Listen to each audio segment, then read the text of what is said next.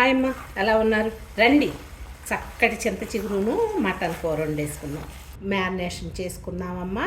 తగినంత పసుపు, 3/4 కిలో ఇది, అందుకని 3 స్పూన్లు కారం, అలాగే మీ రుచికి సరిపడినంత ఉప్పు వేసుకోండి. ఉప్పు కారాలు మీ టేస్ట్ని బట్టి ఒకసారి కలిపేద్దాం. కలిపేసి అలాగే అల్లం వెల్లిపాయ పేస్ట్ ఉంది కదా, కచ్చా పచ్చగా నూరుకోండి, బాగుంటుంది టేస్ట్. అలా నూరుకొని పెట్టేసేయండి. ఇలా పెట్టేసి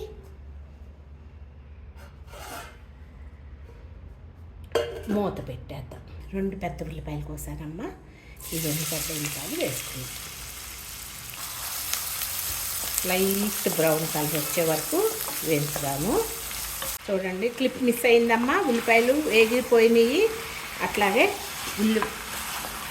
పసుపు, ఉప్పు, కారం, కొంచెం ఎల్లిపాయ పేస్టు నూరిన మటన్ని వేసేసాను. సరే, కొంచెం వేగనిద్దాము. ఒకసారి ఇప్పుడు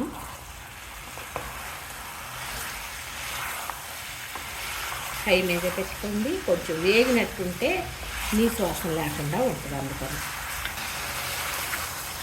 ఒక్కసారి తిప్పుకోండి. మటన్లో ఉన్న నీరు ఎగిరిపోయేటట్టు తిప్పుకుంటే కొంచెం నీరు పోసినా కూడానమ్మా ఆ టేస్ట్ బాగుంటుంది. అందుకని చూడండి, నీరంతా ఎగిరిపోయింది కదా.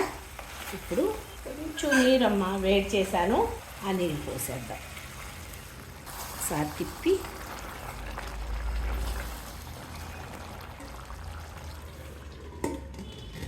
క్లోజ్ చేద్దాము. హై మీద 1, సిమ్ మీద 2 కూతలు రానిద్దాం. స్టవ్ వెలిగించుకున్నాను. చూడండి, కడిగి పెట్టుకున్న చింత చిగురు ఉంది కదా, 2-3 సార్లు కడిగానమ్మా. చాలా వేసుకుంది. వేసేసుకోండి.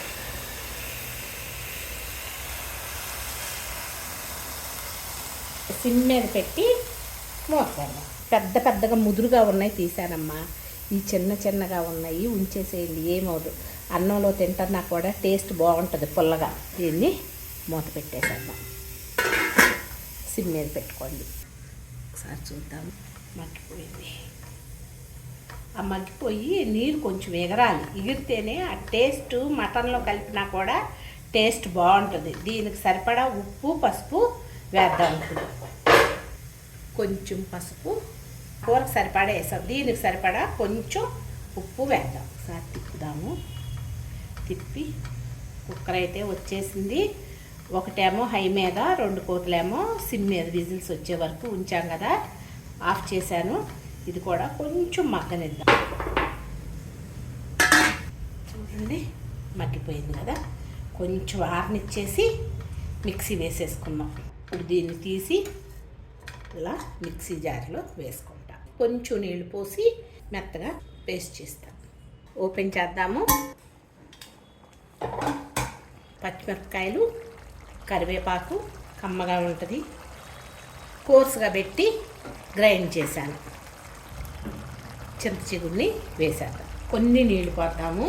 ఇది కడిగేసుకొని కొంచెం నీళ్ళు ఒకసారి తిప్పుదామా.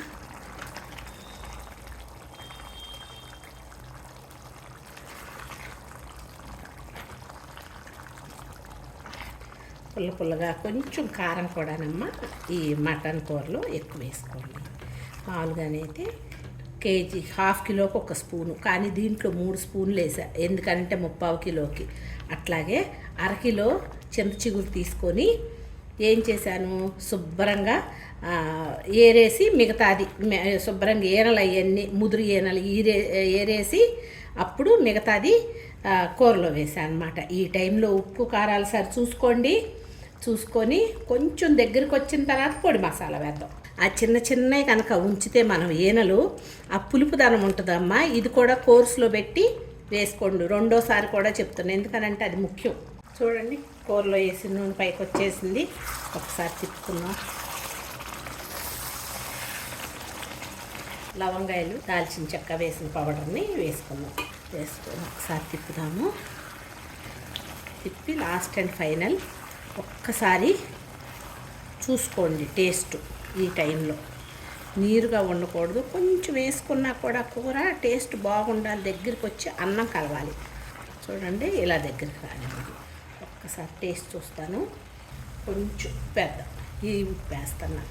కరివేపాకు పచ్చిమిరపకాయలు లాస్ట్లో వేసుకోండి, టేస్ట్ బాగుంటుంది. ఎలా ఉంది నేను చేసిన కూర? చింత చిగురు మటన్ నచ్చిందా? నచ్చితే ఒకసారి చేసుకొని చూడండి అమ్మ. ఈ కూరని చూసి నచ్చితే కనుక లైక్ చేయండి, షేర్ చేయండి, సబ్స్క్రైబ్ చేయండి. Thank you so much.